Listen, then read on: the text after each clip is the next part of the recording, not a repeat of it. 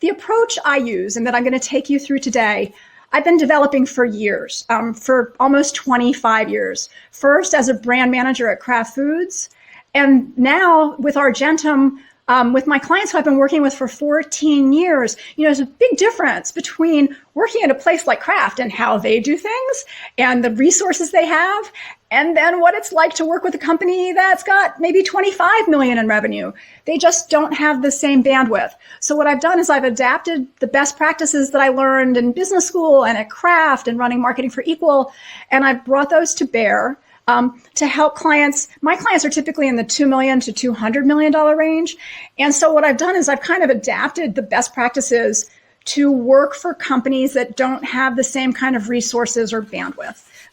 So you'll see throughout this, hopefully, that I approach this very pragmatically.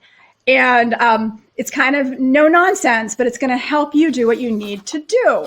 Okay? So it's funny. A lot of times people think about marketing as being very creative. And for my clients who are on, you guys know that I tell all of my clients that if you get a creative idea out of me, it is a bonus. Okay? Because I am not a creative. I help my clients get their act together, and I help people be more strategic about their marketing. Because after running very big businesses for Kraft, what I learned was that marketing is a great strategic tool to help you achieve your business objectives. So to me, it doesn't matter if something is cool or fun. It's great when it is, but that's not what this is all about. This is much more about what do you need to do for your business and how can marketing help you achieve your business objectives. Okay, so that's kind of the point of view that I'm taking when I talk to you today. So that's everything I wrote down to myself that I needed to say to you before we jump into this. So without further ado, this will probably take 30, 40 minutes, depending on how fast I talk, and I'm going to try to make sure to talk slowly. But at the end of that, we'll have time to Q&A, and then we'll be on until 1 for whatever kind of questions you have, okay? And thank you for those of you who answered the poll. Okay, it looks like a lot of you are in the under 25 million range, and we have a whole lot of B2Bs on here, about 45% B2B on the call today, 21% B2C, 22% services. Awesome. Okay, so that gives me a good sense.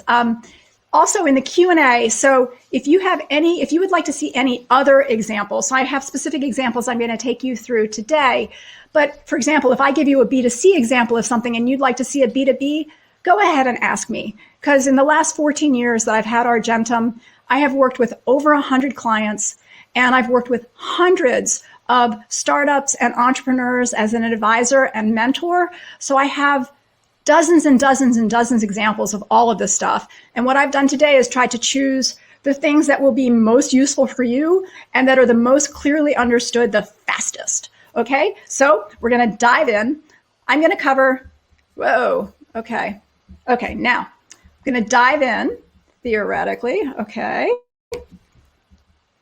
Yay. All right. So today, what we're going to talk about, how to build a marketing plan. That's really important. How much to spend on it. That's really important too. How to measure it. Yep, important. I will take a brief break to tell you about, but wait, there's more. And then we'll get to Q&A at the end. So I don't know about you all, but since becoming an entrepreneur, I have felt like a one-man band. I like to joke that I feel like I've got a harmonica in my mouth, a tambourine on my head, cymbals between my knees, and I'm playing the guitar. And what I've noticed over the years is that that's the way my clients feel too. Everybody has way too much stuff to do. And one of the things that I try to help people do is how to get more organized about your marketing so that you can put it in the box you need it to be in, and you can prioritize it the way you need to. And what do I mean by that? Well, gosh, I don't know about you all, but I get emails like this every single day. I think I already got 3 this morning. A lot of times they're about generating leads or making a video for me, or even one of my clients, Mighty Vine Tomatoes, got this email once, great opportunity from Mama Cuisine to do brand advertorial posts and get exposure by doing recipes. But what Mama Cuisine didn't know is we didn't have a recipe strategy. So spending money on them made no sense. How did we know that we didn't have a recipe strategy? It's because we made a marketing plan. So that's why I want to talk to you today about marketing plans, because it's not just about the budget, right? Like, you need a plan, okay? So you can't figure out how much you're going to spend or how much you should be spending until you know what you want to do. So this is the strategic piece. And this is why it's not just about, oh, let's have t-shirts or let's make a video. I wish I had $10 for every time a client just randomly said to me, we should have a video. And my question is always, help me understand the problem that you're having that will help you solve. Because that's what marketing is all about. It's about kind of how are we going to use marketing as a tool to help us achieve our business objectives or solve the business problems we know we have.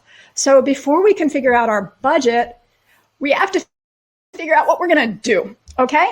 So that's why I'm going to take you through kind of the one-page budget template structure that I use to help my clients. And then we'll get into kind of how to figure out how much to spend and how to figure out how to measure it and all that good stuff, okay?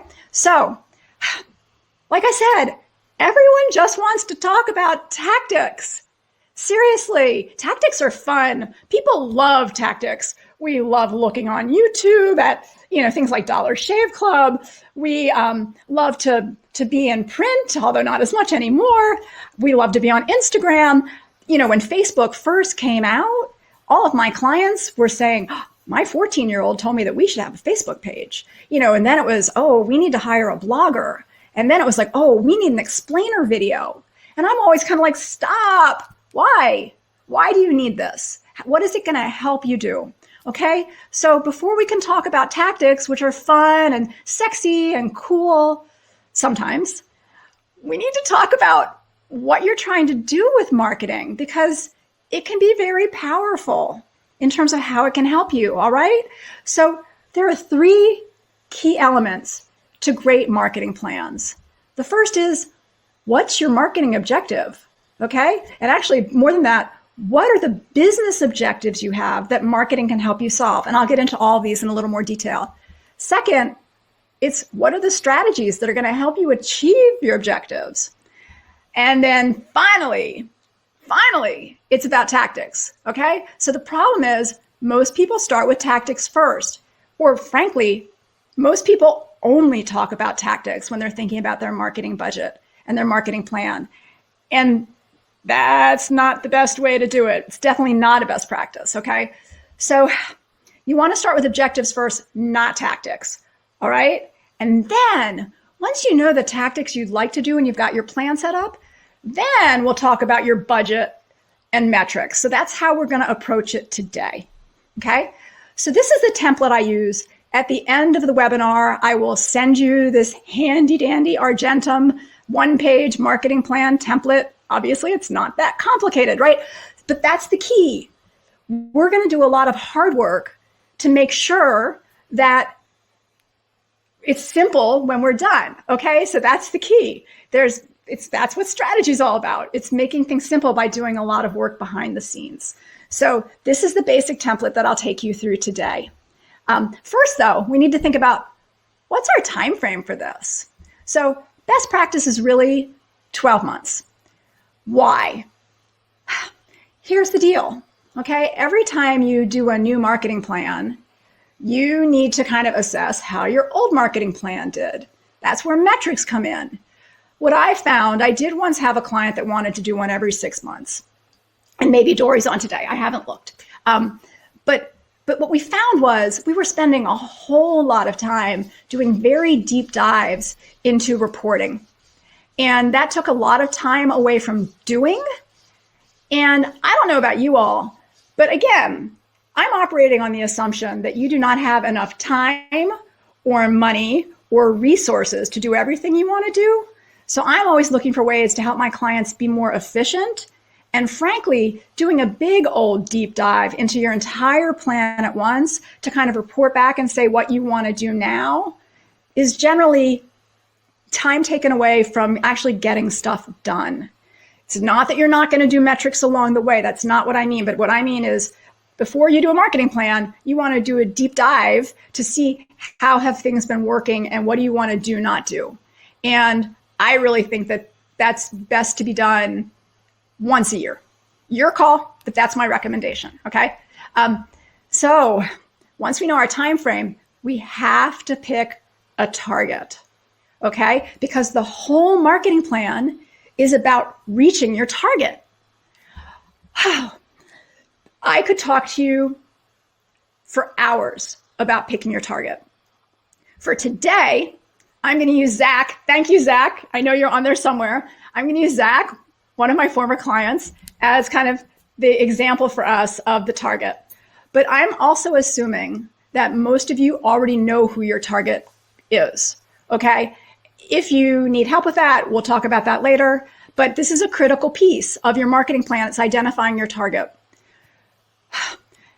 Typically, you identify your target as part of doing what's called a positioning statement first. And that's the strategic underpinning for your entire marketing plan, because it not only defines your target, but then it also helps you figure out how you can best compete in the marketplace and what you have, what do you bring to your category party that that's better than your competition.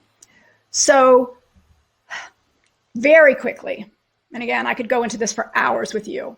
And frankly, when I work with my clients on this, just on this piece, it takes 4 hours, and that's after all the upfront work. So we're just going to touch on it today. So there are 5 key elements of every value prop. Who's your target? What's the unmet need they know they have? What are you? Why are you different and special? And what are the reasons to believe that, so that the point of difference isn't complete BS? Okay? Then what happens is once you do all that hard work, you pull the target out, and that's who you build your marketing plan against. Okay? So this is really about who's your bullseye target. A big problem a lot of times is that people think they have many targets. And some of you, let's see, we have 2 clients on here that have more than $1 billion in revenue. You guys probably have more than one client. I mean, you guys probably have more than one target. And heck, maybe even the folks, the 5% of you who are 100 million to 200 million may have multiple targets, but that gets to be more complicated, okay? Because then frankly, you need a different marketing plan for each target, because the marketing plan is all about how you're gonna reach that target, okay? So we're gonna start simply with one, all right? And if you wanna think about it a different way, think about who are you gonna chase? So if you hired a new salesperson tomorrow, who would you tell them to go find? Okay, who would you tell them to hunt? So that's target. We're going to assume you have one. Hopefully you do. And we're going to focus just on that. So know that the whole marketing plan that we're developing goes against a specific target. All right. In our case, it's Zach. Thanks, Zach. I told you I wouldn't embarrass you. Okay. So first things first, you need to establish your objectives for the plan. Now, in an ideal world, maybe you've done strategic planning, which was awesome. I love coming in after someone's done strategic planning, because then the entire organization has done a deep dive to figure out, what are we trying to do? And then marketing can say, okay, looking at the objectives the company has, what are the objectives that the company has that marketing can help solve? Okay, that marketing can help drive? Oh, typically in a marketing plan, there are 2. There can be more, but I wouldn't do too many more because it can really gum things up, okay? Primarily, your primary goal is normally financial. What's your revenue goal for this year? And then your secondary could be share, it can be growth rate, it can be new market penetration. Your objectives are always measurable in some way, okay? They have to be, because at the end of the year, the whole company is going to say, did we achieve these or not? All right? So some examples. I'm going to give you some real client examples throughout, because in the classes I teach, when I do full day workshops, what I've noticed is my students find that examples are super helpful. So here are some examples of objectives. For some of you, this is like way rudimentary, and for others, it's probably a good thought starter. Okay, so generate 75,000 from the launch of our new product, or maybe it's grow 100,000 in revenue, or 100 orders per week by year end. Or maybe it's double our market share, or 5 qualified leads in the pipeline, or dominate St. Louis, or launch in 3 new cities, or maybe have 1/3 of our top 100 list as clients. I actually worked with one client where he was in an industry, architecture, where there's a top 100 firms that comes out every year. And one of their objectives was to have 33 of them, a third, become clients in that calendar year. So you can see how that would also be super easy to measure after the fact, at the end of the year. Okay, so those are examples of objectives.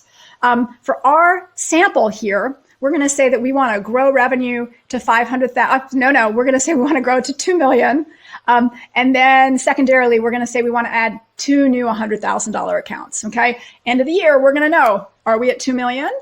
And did we add those 2 new accounts? So that's objectives. How do you think about strategies? I've noticed that strategies can really hang people up. Nobody's quite sure what they are. So the way that I help people understand the difference between strategies and tactics is basically tactics are things you can buy or do. Okay, that's my rule of thumb.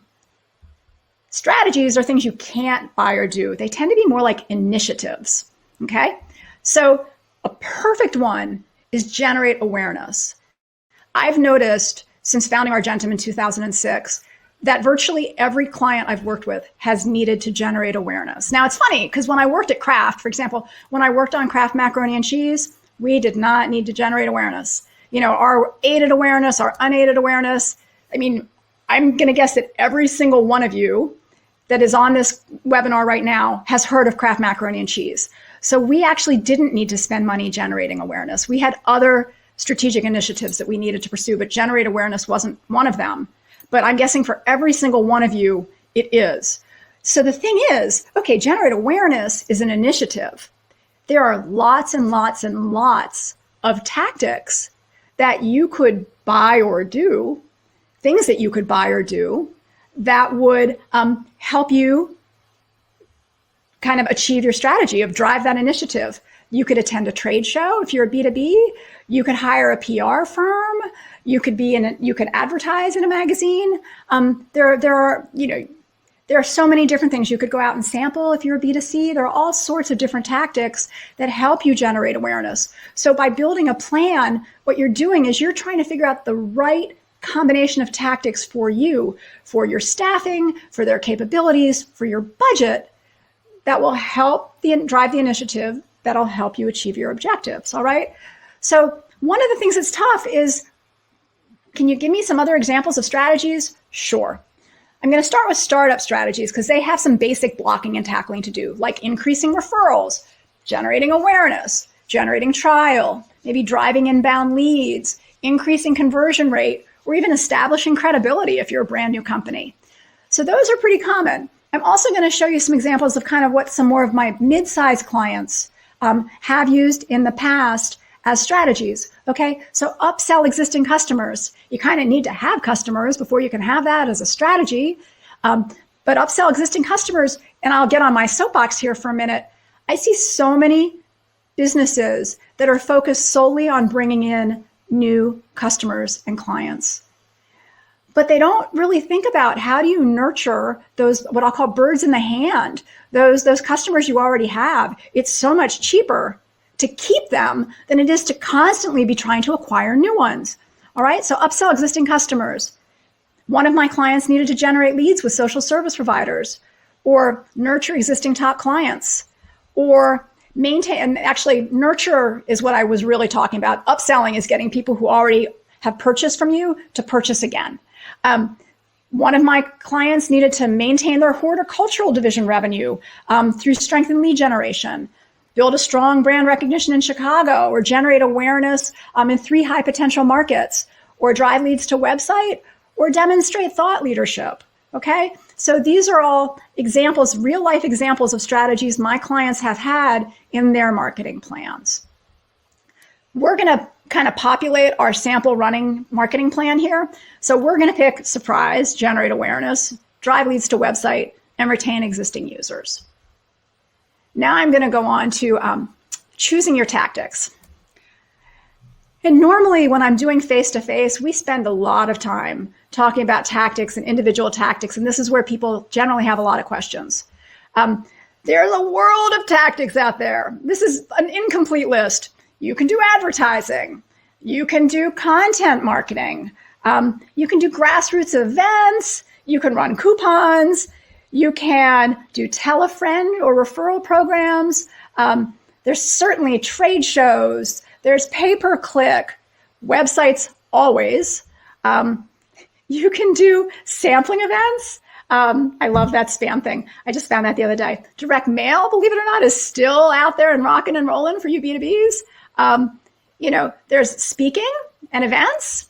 And of course, there's social media. So this is just kind of the tip of the iceberg about many popular tactics that companies use. It is by no means comprehensive, but it gives you a good sense for kind of the things that fall into that tactic bucket. Now, if I were a B2C who wanted to generate awareness, then I might choose advertising and tell a friend, and maybe I'd do some sampling and a grassroots and some social media. Okay. Whereas if I was trying to demonstrate B2B thought leadership, I might do content marketing. I'd make sure I had a lot of content on my website, social media, and I might speak like I'm doing today. You may notice there's one thing that's not here: word of mouth. Okay. It's the most effective tactic for everybody. Always. No kidding. And actually, if I get the chance to talk with you in person at some point, we can talk a lot about this, because I did some work with Procter & Gamble and their word of mouth program, where they figured out how to make word of mouth scalable, repeatable, and measurable. But I'll tell you, for the plans that I help my clients with, and for the plans that I advise the entrepreneurs that I work with and mentor, for your marketing plan, what I'd like to see is you spending on money. I'd like to see you spending money that helps you directly connect with your consumer or your customer or potential clients in some way. What does that mean? I don't want you throwing stuff out to the ether, okay? I hear a lot of B2B clients talk about center of influence. If you're a private wealth management company, then maybe you get a lot of referrals from lawyers. Awesome. Lawyers with rich clients. Awesome. But you know what? You can't count on that. That's kind of day-to-day blocking and tackling networking, but that does not go in your marketing budget. It might go in your T&E budget for taking those people out to lunch, but you can't count. You're one removed from your potential client when you're relying solely on someone else to recommend you. So I like to see a marketing plan that's all about what you can actually do to connect directly with the people who you are trying to reach, okay? But I have to tell you, I have to show you 3 favorite examples. So this is my electrician, Nate. And Nate actually has magnets on the back of his card. He's taken it one step further. Of course, most service providers have vans with their name on it. And, of course, if they're parked in front of your neighbor's house, that gives them some credibility, because your neighbor must think they're good enough to hire. But Nate took it a step further. He's got a little taped area on the back of his van that says, "Please take one."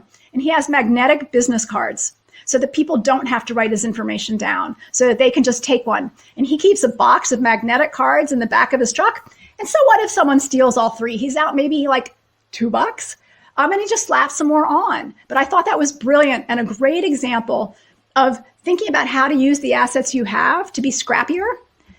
For my entrepreneurs who are on the call, you know that I'm a big advocate for wrapping your car. How committed are you? How much skin are you willing to have in the game?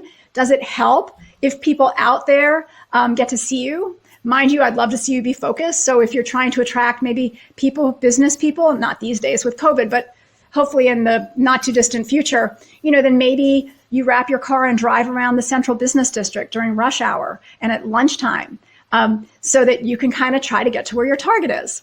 And even, this is just a phenomenal example. This just happened Saturday. I looked outside my window and there was a Peloton van outside. Now, what does that tell all of you? One of my neighbors got a Peloton. Pretty cool.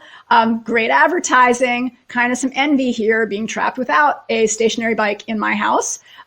So I loved seeing that, because I thought it was a great example of kind of getting out there. And, that van, I don't even know how long it was there setting up, but the whole time it was there setting up, people were seeing an advertisement for Peloton in front of a big fancy house and thinking that, oh, like lucky them, they're getting to exercise inside because they can't ride their bike in downtown Chicago where I am.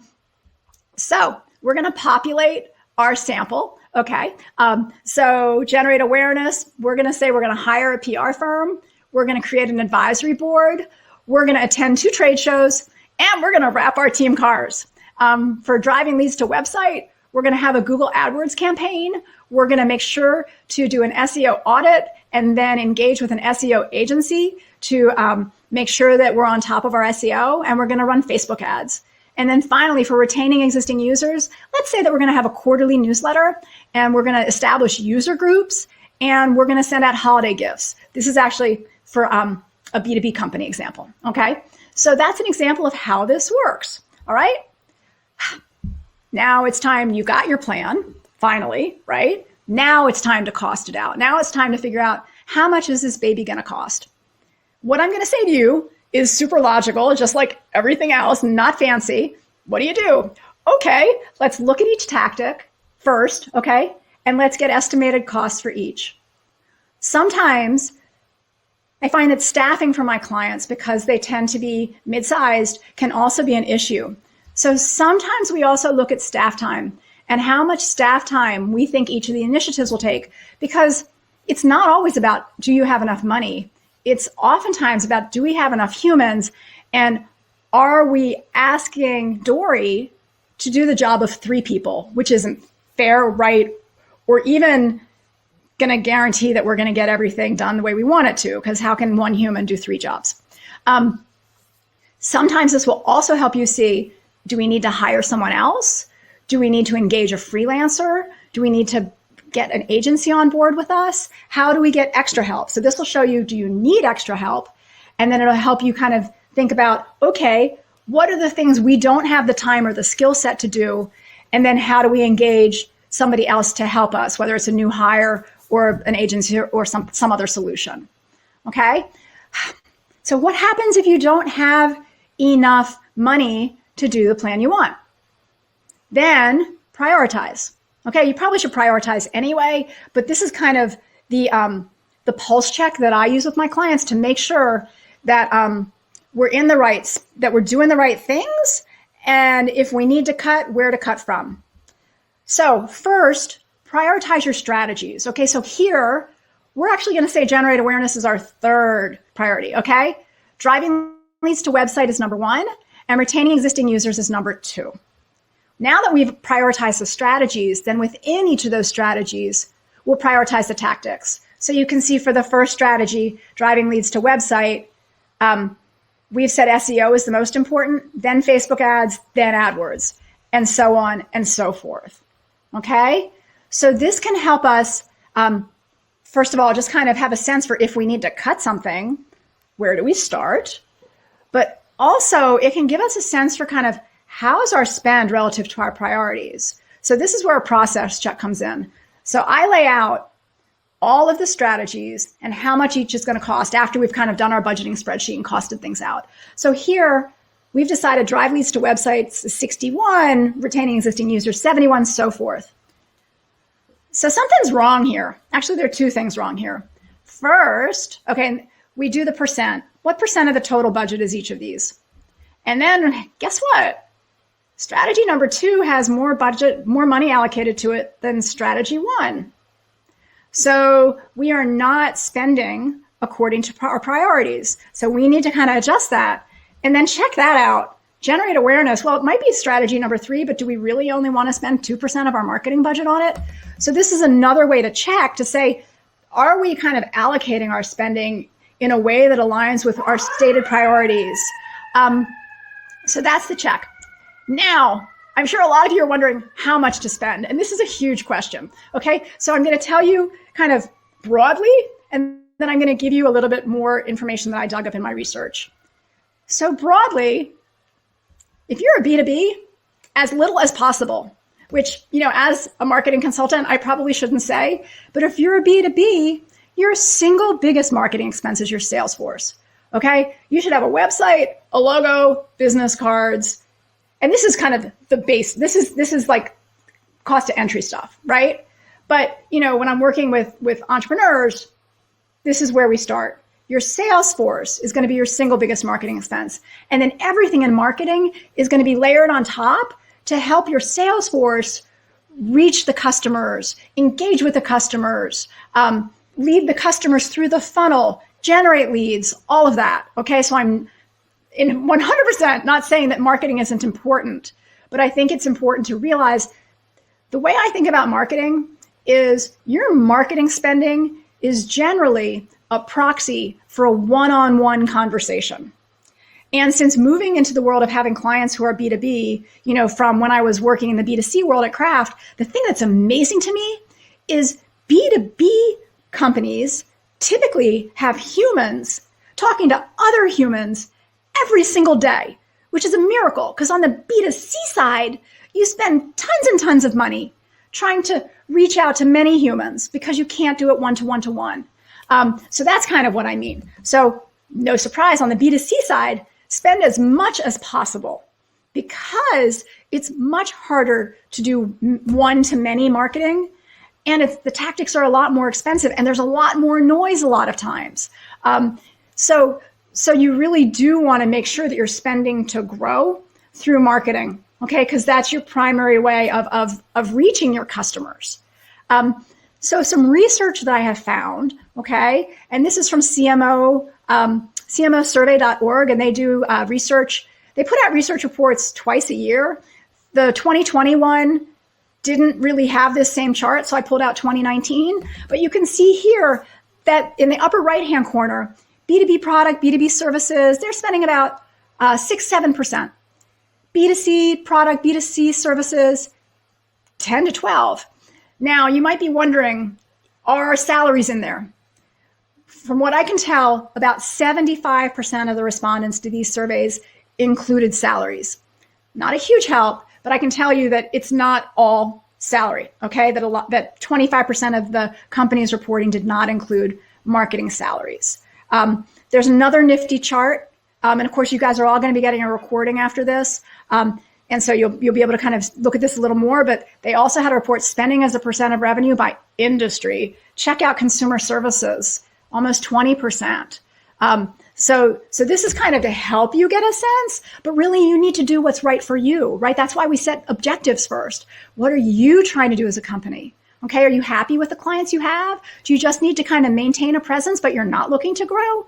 Or are you looking to cut through a ton of noise, get investors on board, whatever it is? So depending on your objectives, you're going to have much different things that you need to do and different things that you're going to want to spend money on. All right, so metrics. ROI is the big kahuna. No, for sure, okay? But really, metrics is a continuum from observations to ROI. And for example, if you take generate awareness, which every single one of my clients wants to do, you can't get an ROI on generate awareness, okay? So when I think about metrics, I think about a few things that I want to know about my tactics. One, at the end of the year or the marketing plan period, would I continue to spend money on this? So what do I need to know? What can I learn about the tactic that can help me know if I want to keep doing it? Two, did the tactic do its job? What was it supposed to be doing for you, right? Like that's why we have a marketing plan, so we know what the tactics job is. And then finally, now that you have this information, is there anything you'd like to do differently? So this is how I work with my clients to help with metrics, okay? So common metrics, cost of acquisition, number of subscribers, redemption rate, and so on, and so on, and so on, and so on. There are lots of different ways to measure. But again, think about it from observational all the way to ROI. And there was actually a really interesting article in the Harvard Business Review this month that talked about how we generally, of course, because we're capitalists and normally trying to generate revenue, we look at our marketing spend as a function of how much we get out of it. But they suggested that perhaps you look at it also as how much your customers are getting out of it. And they said that kind of like I've been saying, sometimes you want to look at progression. Sometimes you can't get all the way to ROI, so you want to look at progression, okay? And that's what some of these softer metrics can help you do.